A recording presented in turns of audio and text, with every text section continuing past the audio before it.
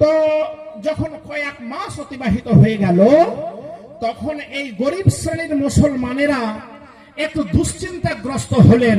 কেন হলেন? যে ওই সময়ে মদিনার যারা ধনী ছিলেন তাদের নেকি আর এদের নেকিতে কিছু কম বেশি হয়ে যাচ্ছিল। তো গরিব শ্রেণীর মুসলমানেরা চিন্তা ভাবনা করছেন, হাই হাই, আল্লাহ পাক বলছেন তুমি জান্নাতের জন্য আগে বেড়ে যাও, এগিয়ে থাকো। তো আমরা তো মনে হচ্ছে যে ধনীদের সঙ্গে জান্নাত যেতে পারবো না, তার কারণ তাদের নেকি আমাদের চাইতে দ্বিগুণ হয়ে যাচ্ছে। কেমন করে? সেই ব্যাপার নিয়ে তারা দুশ্চিন্তায় পড়ে গেলেন।